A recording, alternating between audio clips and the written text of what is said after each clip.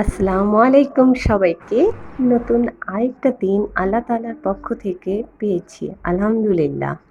সবাইকে জানাচ্ছি অসংখ্য ধন্যবাদ শুরুতেই আমার ভিডিওটি দেখার জন্য। আশা রাখি আপনারা পুরো ভিডিওটা দেখবেন এবং প্লিজ স্কিপ করবেন না। ছোট্ট, ছোট্ট ভিডিও দেই, যতটুকু পারি ততটুকু দেই।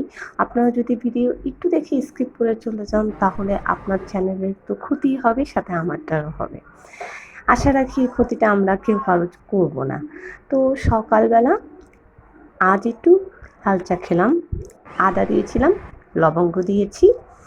আর এর আগে নাস্তা তো করে নিয়েছি। আজকে নাস্তা একদমই সিম্পল ছিল, কিছুই খেতে মন চাচ্ছিল না। একটা বনরুটি নিয়েছিলাম, একটু ক্রিম বান। এর পরবর্তীতে নাস্তা খেয়েছি, অন্য ফ্রুট খেয়েছিলাম। কিন্তু একদম সকালে উঠে বারান্দায় বসে একটা রিল্যাক্সিং টাইমে আমি চাটা খেয়েছি। বাচ্চার যেহেতু পরীক্ষা শেষ, স্কুল বন্ধ। তো ঘরের বাকি কাজ করে আমি চলে এসেছি রান্না করতে। আজকে আপনাদের সাথে আমি একদম সহজে ইজি এগ ফ্রাইড রাইস, যেটাকে আমরা বলি ছোটোবেলায় মা ভাত ভেজে দিত, সেটাই শেয়ার করতে যাব। আচ্ছা, তাহলে আমি এখন একটা প্যানে একটু বাটার নিয়ে নিলাম। বাটারটা দিলাম, আপনি চাইলে এখানে সয়াবিন তেলও দিতে পারবেন, কোনো অসুবিধা নেই। তবে বাটারটা দিলে আসল স্বাদটা আসে। তো বাটারটা মেল্ট হওয়ার পর আমি কেটে রাখা রসুন কুচি দিয়ে দিব। আমি ফ্রাইড রাইসটা করতেছি আমার বাচ্চা যেভাবে পছন্দ করে ঠিক ওভাবেই আমরাও খেয়েছি। বাট বাচ্চা কিন্তু মানে দেখা যাচ্ছে ছেলে অনেক সবজি দিলে এটা মোটেই খেতে চায় না। ওর বাচ্চারা তো সবজিটা একদম অ্যাভয়েড করে বেশি। যাই হোক, যতটুকু পারি খাওয়ায়। তবে আজকে আমি এটাতে শুধুমাত্র একটা সবজি দিলাম, আর সেটা হচ্ছে গাজর কুচি। গাজরটা সব বাচ্চারাই কম বেশি পছন্দ করে, আর এটা দ্রুত সিদ্ধ হয়ে যাবে। তো এই যে রসুন কুচি আর বাটারের সাথে গাজরটা আমি ভেজে নেব। বেশ কিছুক্ষণ ভাজার পর এতে আমি দিয়ে দিলাম কাঁচামরিচ কুচি। আসলে কি এই ধরনের খাবারগুলো হাই হিটেই তো রান্না করতে হয়, আমরা সবাই জানি। আমিও সেরকমটা হাই হিটেই রান্না করেছি, আর যার যার রান্নার ধরন তো আলাদা, তাই না? আমি আমার সহজ রেসিপিটা আপনাদের সাথে শেয়ার করতেছি। যার ভালো লাগে ইনশাল্লাহ ট্রাই করে দেখবেন। আর এরপর আমি দিয়ে দিলাম পেঁয়াজ কুচি, একটু ফালি করে দিয়েছি পেঁয়াজটা। তারপর এই সবজিটাকে একটা সাইডে সরিয়ে ওই প্যানেই আমি দুটো ডিম দিয়ে দিব। আর এখানে চাইলে আপনি মুরগির বুকের মাংসটাও দিতে পারতেন। আমি আরেকটা চাইনিজ ভেজিটেবল করেছি, তো সেখানে আমি বুকের মাংসটা দিয়েছি মুরগির। তো এই জন্য আমি এখানে জাস্ট ডিমই দিলাম। তো ভিডিওর এই পর্যায়ে পর্যন্ত আপনারা যারা আমার ভিডিওর সাথে আছেন সবাইকে রিকোয়েস্ট করবো, প্লিজ ভিডিওটা একটি লাইক দিয়ে কন্টিনিউ করবেন, আর ভালো লাগলে কমেন্ট করবেন। আসলে ভিডিও তো রেগুলার দিতে চাই, কিন্তু দেওয়া হয় না। ছোট ছোট ক্লিপগুলো করে রাখি। ঘর সংসারের কাজকর্মের পাশাপাশি ভিডিওটা যারা করে তারা তো জানে কতটা সময় দিতে হয় ভিডিওর পিছনে।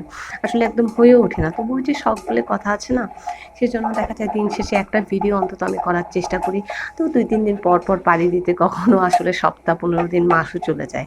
যাই হোক, এখন ডিমটা ভেঙে আমি সবজির সাথে মিশিয়ে নিলাম। এখন এটাকে কতক্ষণ ভাজা ভাজা করার পর আপনার যখন এটা একটু নরম হয়ে আসবে, যেহেতু আমি গাজরটা আগে থেকে সেদ্ধ করা দিইনি, তখন এতে দিয়ে দিব আমি গোলমরিচের গুঁড়ো। আমি এখানে কালো গোলমরিচ, সাদা গোলমরিচ দুটোই নিয়েছি। একটু হামানদিস্তাতে একটু থেতলে নিয়েছি। আপনি চাইলে এটাকে ব্লেন্ডারে গুঁড়ো করে নিতে পারবেন। আমার আসলে করা ছিল না বিধায় আমি ওই মুহূর্তে রান্নার মুহূর্তে এটা চটপট করে করে নিয়েছি। স্কুল থেকে এসে দেখি চুলায় গ্যাস থাকে না, তখন আসলে এটা করতে সব কিছু গুছিয়ে করতে গেলে দেখা যায় যে আমি গ্যাসটা চুলায় পাবো না। তারপর আমি দিয়ে দিলাম টমেটো কুচি। এরপর রান্না করে রাখা যে ভাতটা আছে সেটা দিয়ে দিলাম। এটা হচ্ছে কালিজিরা চালের ভাত। রেগুলার যে আমরা ভাতটা খাই সেটা না, এটা একটু কালিজিরা চাল। সামান্য একটু হালকা মনে হয় স্মেল আছে ভালো। তো দিয়ে দিলাম ভাতটা। ভাতটা দিয়ে এটাকে আমি উল্টে পাল্টে রান্না করে নিব। বাচ্চাদের জন্য চটজলদি এটা তো করা তো একদমই সহজ। আমার বাচ্চা আবার বিরিয়ানি, খিচুড়ি এই ধরনের ফ্রাইড রাইস বেশ পছন্দ করে। তো ভাবলাম ওর জন্য রান্না করে আমরাও দুপুরে এটাই খেয়ে নেব। কিন্তু এক কথায় কিন্তু আমার কিন্তু ভাত ছাড়া চলেই না। এই ধরনের মুখরোচক খাবারে আমার একদমই পেট ভরে না। তবুও দেখা যায় যে বাচ্চার সাথে সাথে মায়ের রুচিতে অনেক পরিবর্তন চলে আসে। তো সেইভাবেই আসলে করা। এই তো আমার ফ্রাইড রাইসটা হয়ে গিয়েছে। এরপর আমি লবণটা চেক করে আর কিছুটা লবণ দিয়ে নিয়েছিলাম। সেই ভিডিওটা আসলে স্কিপ হয়ে গিয়েছে এখানে। তো ভাতটা একদম ভাজা ভাজা করার পর আমি এটাকে সার্ভ করব। সার্ভ করার আগে আমি একটু লেবুর রস দিয়েছিলাম। সেই লেবুর রসটা দিলে হয় কি, এটা ভালো একটা ফ্লেভার আসে, আপনার টেক্সচারটাও ভালো আসে। আর এই যে দেখেন একদম সবজির কম পরিমাণ দেওয়াতে আর ফ্রাইড রাইসটা একদম লাইট দেখাচ্ছে। সবজি আপনি আপনার স্বাদ মতো যত দিবেন তত ভালো। আমার আসলে বাসায়ও ছিল না, আর আর থাকলেও হয়তো বা দিতাম না, বাচ্চা পছন্দ করে না যেহেতু। এই যে আমি একটু লেবুর রস দিয়ে দিলাম সবার লাস্টে। এরপরে আমি ফ্রাইড রাইসটা তুলে ফেলেছি। তারপর রান্না করে ফেলেছি যে চাইনিজ ভেজিটেবলটা। চিকেনটা সিদ্ধ করে সেই চিকেন স্টকের পানি দিয়েই সামান্য কর্নফ্লাওয়ার আর পেঁপে আর গাজর দিয়ে আমি সবজিটা রান্না করে নিয়েছি।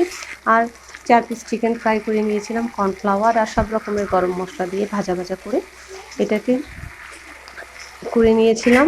এই যে ফ্রাইড রাইসটাও হয়ে এসেছে, দেখলেন একদম টেক্সচারটা ঘন হয়ে এসেছে। একটু গোলমরিচের গুঁড়ো দিয়েছি, খেতে খারাপ হয়নি। এরপর আলহামদুলিল্লাহ খাওয়া দাওয়া শেষে সন্ধ্যাবেলা এই তালের বড়াটা বানাতে চলে আসলাম। আর এখন তো তালের সিজন, তাই না? আমি রসটা করে বক্সে রেখেছিলাম, আমি একটা ভিডিওতে দেখিয়েছি। সেই কালেক্ট করা দিয়ে আমি পিঠাটা করে নিলাম। সবাইকে অসংখ্য ধন্যবাদ।